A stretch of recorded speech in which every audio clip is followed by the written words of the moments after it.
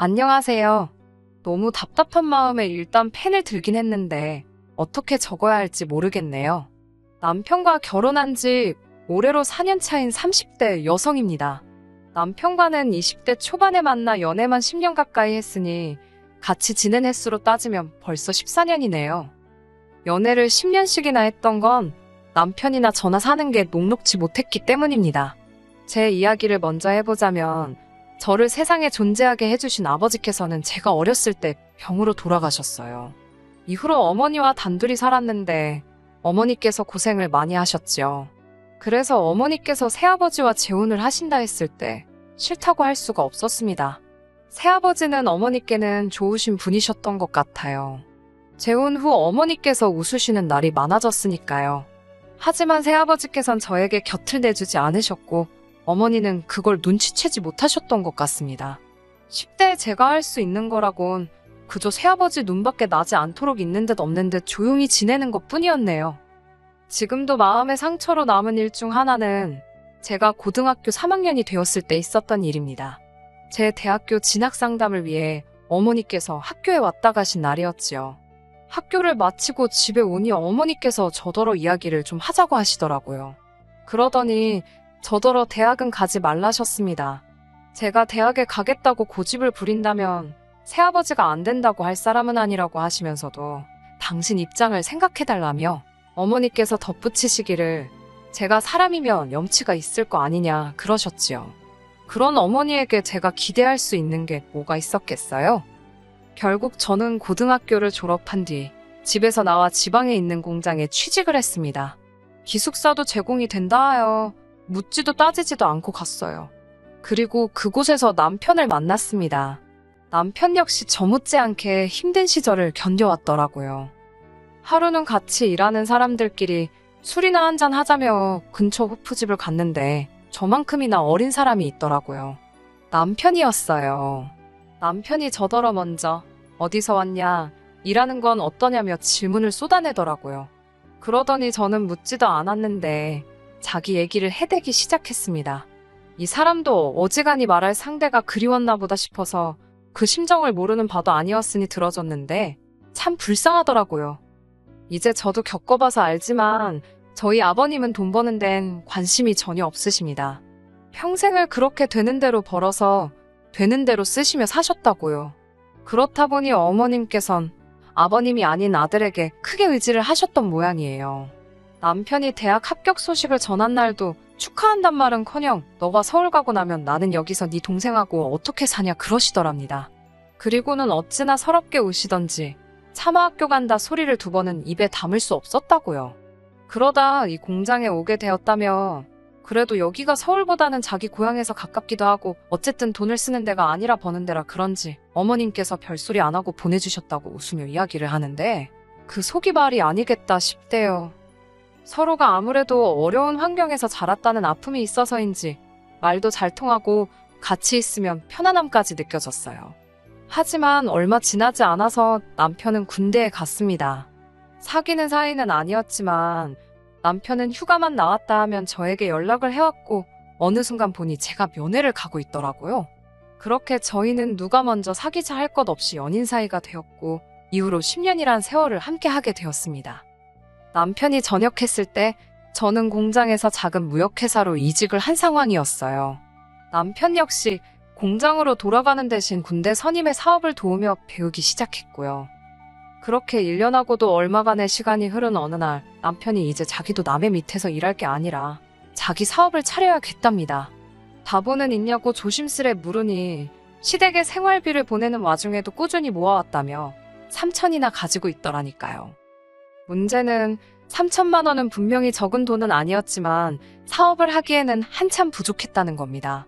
사업을 시작한 지 얼마 되지 않아 남편도 저도 그 사실을 깨달았고 특히 남편은 어떻게든 돈을 좀 융통해보려고 밤낮으로 뛰어다녔지요. 고생하는 모습을 보고만 있을 수가 없어서 내가 좀 빌려줄 거냐고 몇 번을 물었지만 그럴 때마다 남편은 거절을 했습니다. 자존심이 상한다며 사랑하는 여자 돈까지 가져다 쓸 수는 없다면서 말이에요. 하지만 저 역시 그냥 주는 게 아니고 이자까지 받는 조건으로 빌려가라며 남편을 달랬습니다. 그리고 다행히 남편의 사업은 조금씩 안정되기 시작했고 시작한 지 2년이 지나가면서는 그럴듯한 성과까지 내기 시작했네요. 사업이 중박을 치기 시작한 이후로는 저 역시 다니던 회사에서 나와 남편의 사업을 돕기 시작했습니다. 남편의 사업이 무엇인지 여기서 밝힐 수는 없지만 저희는 중국과 일본에도 수출을 하기 시작했는데 이 무렵에는 제가 무역회사에서 일한 경험이 많은 도움이 되었지요. 이후로 사업은 점점 승승장구하여 남편은 남편대로 저는 저대로 집도 하나씩 갖게 되었습니다. 참고로 여기는 지방이라 서울만큼 집값이 비싸지 않아요. 아무튼 소위 집주인이 되고 나니까 남편도 저도 비로소 숨통이 트이는 것 같았습니다. 그리고는 본격적으로 결혼 준비를 시작했네요. 하지만 저는 예상치 못한 일을 겪게 되었습니다. 사실 사귀는 동안 남편이 내켜하질 않아서 어머님 아버님을 한 번도 뵌 적이 없어요. 그렇기에 결혼 준비를 시작하면서야 처음으로 인사를 드리러 가게 되었는데 시부모님 중 특히 어머님께서 노골적으로 못마땅한 기색을 내비치셨습니다. 이제 당신 아들이 돈 좀 벌어다 주는데 그걸 제가 채간다는 식으로 말이지요. 게다가 며칠 뒤 어머님께서 남편에게 보냈던 문자들을 보고는 저는 정말이지 할 말을 잃고 말았습니다. 어머님께선 남편더러 사업만 더 잘 되면 저하고는 비교도 안 될 괜찮은 여자들이 줄을 설 거라며 못하러 결혼을 서두르냐고 10년을 만났다면서 지겹지도 않냐. 혹시 제가 남편더러 책임지라고 매달린 거냐. 심지어 저희 둘이 10년을 사귀었는데 애도 안 생긴 거 보면 저한테 문제가 있을지도 모른다는 그야말로 막말을 한 보따리 적어보내셨더라고요. 솔직히 그 문자들을 읽는데 손발이 다 벌벌 떨렸습니다. 심장이 당장이라도 터질 것 같이 빠르게 뛰었고 어이가 없다는 게 이런 거구나. 그럼에도 불구하고 남편을 추궁하지 않았던 이유는 딱 하나. 그 문자마다 남편이 어머님께 이딴 말씀하실 거면 서로 연락하지 말고 지내자며 쏘아붙였더라고요. 어머님께서 함부로 뭐라고 하실 여자가 아니라고요. 만약에 남편이 조금이라도 어머님의 말씀에 수긍하는 것 같았다면 10년 세월이 아까웠을지언정 결혼은 하지 않았을 겁니다. 아무튼 그때 저는 어찌됐건 제가 어머님 아버님을 모시고 살 것도 아닌데 남편 하나만 제대로 제 편이면 된다고 믿었습니다. 한편 결혼을 앞두고 저 역시 친정 어머니께 연락을 드렸습니다. 결혼할 남자가 생겼으니 소개해드리고 싶다고요. 솔직히 말하면 제가 정말 원했다기보다는 비록 남편이 제 사정을 다 알고 있다고는 해도 형식적인 건 하는 게 좋겠다 싶어서 꺼낸 얘기였지요. 아니나 다를까 친정어머니께서는 저희가 집으로 가는 건 곤란해하셨기에 밖에서 만나게 되었습니다. 뭐하는 남자냐고 묻기에 공장에 다닌다고 적당히 둘러대니 그러냐며 더 묻지도 않으시대요. 기대는 없었지만 혹시나 싶어 그래도 하나뿐인 딸이 결혼하는데 조금이라도 도와줄 수 있냐고 물었습니다. 만약 친정어머니가 단돈 얼마라도 도와주신다 했다면 저는 어머니를 용서했을지도 모르겠어요. 하지만 어머니께서는 너야말로 시집가면서 하나뿐인 친정엄마한테 키워줘서 감사하다고 제대로 인사라도 해야 하는 거 아니냐입니다. 그이한테도 그렇고 라며 말끝을 흐리는데 그 소리를 들으니 헛웃음이 나오더라고요. 양가 부모님으로부터 제대로 된 축복도 받지 못했지만 그래도 저희는 부부의 연을 맺었습니다. 그리고 저희는 계획과 달리 제 명의의 집에서 살림을 차리게 되었어요. 어디서부터 설명을 해야 할지 이게 조금 복잡한데 일단 남편의 자취방 계약은 끝났는데 들어가게 된 아파트의 인테리어 공사가 늦어지면서 남편이 있을 곳이 마땅치 않아졌습니다. 어쩔 수 없이 공실이던 제 명의의 집에서 남편이 임시로 며칠만 지내기로 했는데 그게 화근이었어요. 신혼여행을 마치고 시댁에 인사를 드리러 들린 저희에게 어머님께서 다짜고짜 하소연을 하시더군요. 항상 월세를 전전하며 집주인 눈치만 살피며 살았다며 한 번만 편하게 살아봤으면 좋겠다고요. 전 솔직히 처음에 어머님이 무슨 이야기를 하시는지 제대로 알아듣지도 못했습니다. 그런데 어머님께선 시동생 이야기를 꺼내셨어요. 시동생은 한쪽 다리가 불편한데 그래서 계단 이용이 쉽지는 않아요. 어머님께선 그런 시동생이 불쌍하지도 않냐며 아파트엔 엘리베이터도 있으니 시동생이 출퇴근하기도 좋고 뭐 그 밖에도 별의별 이유를 갖다 대셨는데 그러니까 결론은 저희 아파트에 어머님 아버님과 시동생이 들어가 살겠다는 거더라고요. 황당해서 남편을 쳐다봤더니 남편이 난처한 표정을 짓고 있었습니다. 평소 성격이라면 좋다 싫다 벌써 대답이 나오고도 남았을 시간이었는데 남편이 엄청나게 갈등 중이라는 걸 알 수 있었지요. 사실 남편도 처음 집 계약을 했을 때 평생 집주인 눈치 안 보고 사는 게 꿈이었다며 엄청나게 기뻐했었거든요.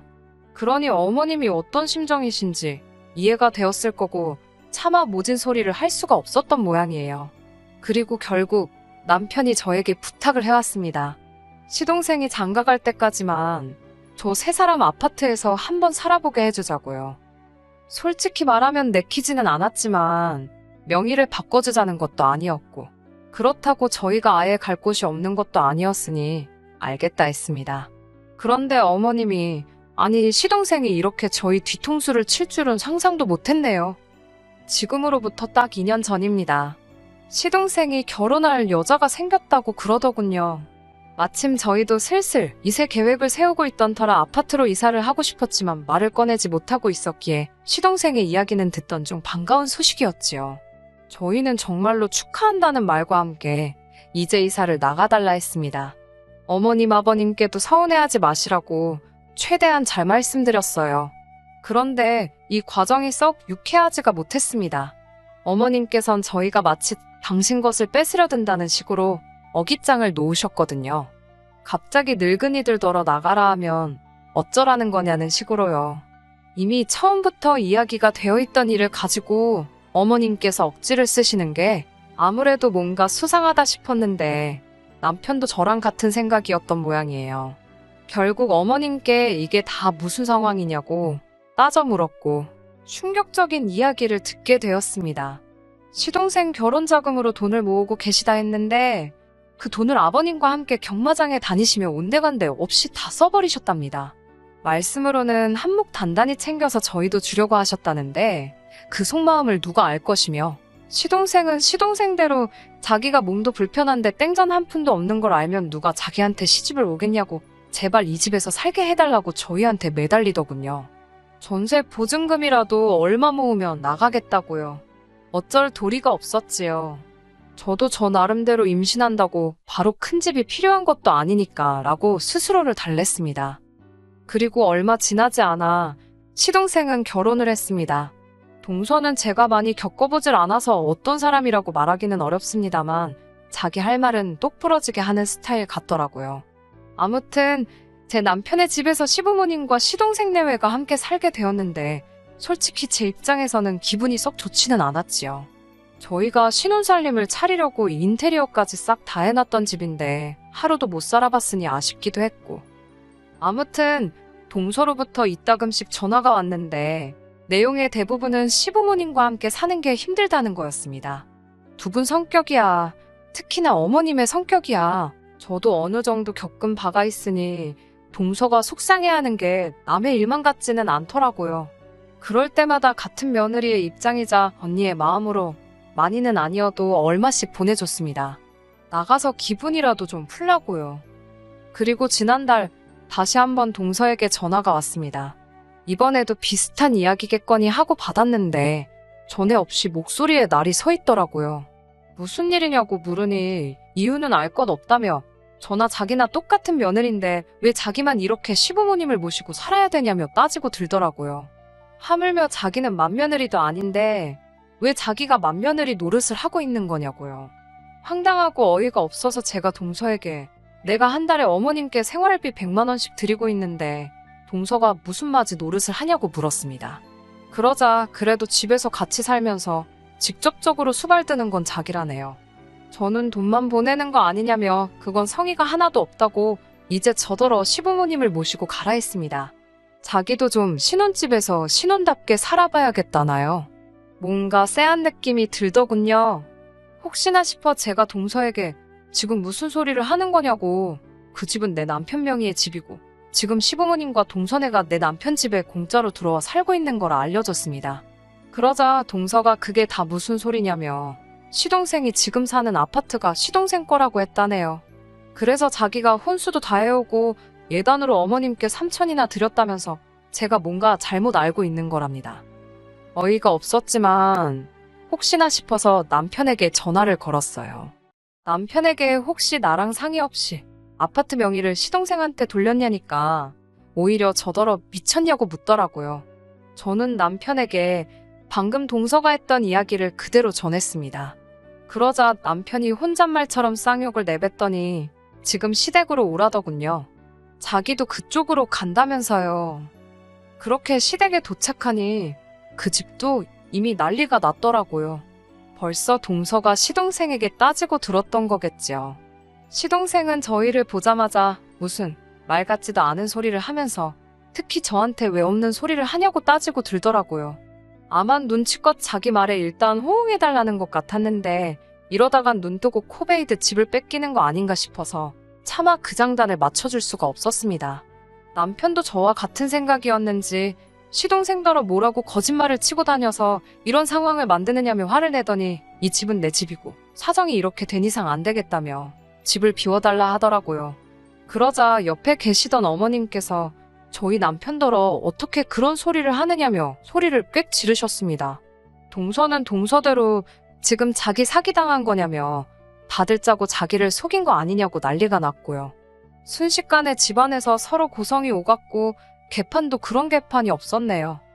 이튿날 어머님께서 저희 집에 찾아오셨습니다. 연락도 없이 오전 10시가 되어서야 오셨는데 아마 남편이 없을 만한 시간대를 골라 오신 것 같았어요. 어머님께선 제 손을 부여잡으시곤 이대로 네 시동생 이혼시킬 판이냐며 너희는 먹고 살만하지 않냐고 어차피 집도 두 채인데 이참에 하나는 시동생을 주라셨습니다. 그 오랜 세월 저희가 얼마나 고생해서 여기까지 왔는데 어떻게 그런 소리를 하시냐고 안 된다 하니까 그럼 너네가 고생했으니까 시동생도 고생을 시켜야 속이 시원하겠냐며 오히려 저를 무슨 고약한 사람처럼 몰아가시더군요. 도저히 말이 통하지 않아 남편이 있을 때 다시 오시라 했습니다. 그런데 그때 남편이 이게 다 무슨 말도 안 되는 소리냐며 부엌으로 들어왔어요. 알고 보니 핸드폰을 두고 출근해 가지러 집에 왔는데 현관문도 열려있고 어머님 목소리도 들려서 기척을 안 하고 있었다고요. 남편은 더할 이야기 없다며 어머님더러 일주일 안에 집을 구해 나가시라 했습니다. 아니면 시동생 내외라도 내보내시라고 안 그러면 그 집 팔아버리겠다고 엄포를 놓더라고요. 어머님께서는 그런 남편에게 네 마음대로 하라며 부모 동생도 못 알아보는 버러지 같은 놈이라고 욕을 퍼부으시곤 집을 나가셨습니다. 그리고 정말 일주일이 지났는데 시동생에게서 연락이 왔습니다. 문자 내용은 가관이었어요. 그까짓 집 한 채 내줬다고 자식 돌이 당한 게 아니라는 둥, 부모님 곁에서 있었던 건 형이 아니라 나라는 둥, 자기가 부모님을 잘 모셨으니 형하고 형수도 사업에만 집중할 수 있었던 거 아니냐며 이 집은 응당 시부모님과 자기가 받아야 할 몫이라대요. 그 문자를 받고 열받은 남편이 그 아파트를 정말로 부동산에 내놨습니다. 주변 매물보다 싸게 내놓았더니 내놓은 그날부터 문의가 쏟아졌고 집을 보러 간다는 사람들이 있었으니 자연히 시부모님도 상황이 어떻게 돌아가는지 알게 되셨지요. 그제서야 남편이 허풍이 아니었다는 걸 아셨는지 어머님께서 저더러 네 남편 좀 말려보라며 연락을 해오셨습니다. 저는 죄송하다고 저는 그저 남편이 하는 대로 따를 거라고 했어요. 이번엔 동서까지 나서서는 진짜 이 집 팔면 자기는 시동생이랑 이혼할 거라고 하길래 하고 싶은 대로 하라고 했습니다. 그리고 지난달 진짜로 아파트를 팔았습니다. 그제서야 시부모님께서도 정말 왜 이렇게까지 독하게 구냐면서 이제 당신들은 어디 가서 사느냐고 저희 집에 들어오면 안 되냐고 물으시더군요. 남편은 그런 어머님의 제안을 싫다는 한마디로 단칼에 거절하곤 자기는 지난 10몇 년이 넘는 세월 동안 자식돌이 충분히 한 것 같다며 이젠 그만두겠다 덧붙이대요. 옆에서 보고 있는 제가 다 민망하리만치 조금의 여지도 주지 않더라니까요. 그리고 현재 동서는 일단 본인 친정에 갔고 시부모님과 시동생은 조금 떨어진 동네에 있는 오래된 빌라에 들어갔습니다. 보아하니 시동생이 대출을 받은 것 같던데 자세히는 저도 모르겠네요. 관심을 안 가지려고 노력 중이거든요. 남편은 자기가 머리가 어떻게 되지 않는 한 더 이상 시부모님과 연락을 주고받으며 살 일은 없을 것 같다고 합니다. 어머님께서 남편이 그동안 해온 노력이나 고생에 대해선 한 번도 수고했단 말씀도 하지 않으셨으면서 시동생이 조금이라도 고생하게 될까봐 벌벌 떠시는 모습에 남편이 상처를 많이 받은 것 같아요. 솔직히 부모 자식 사이가 천륜인데 언젠간 또 보고 싶어지는 날이 오지 않을까 그런 생각도 들어요. 하지만 제가 나서지는 않으려고요. 저나 남편이나 오랜 시간 힘든 길을 걸어온 만큼 당분간은 누구의 방해도 받지 않고 지금 이 행복만 즐겨볼 생각입니다. 끝까지 들어주셔서 감사합니다. 오늘의 사연은 여기까지입니다. 구독과 좋아요, 알람 설정 부탁드리고 더 좋은 사연으로 다시 찾아뵙겠습니다. 감사합니다.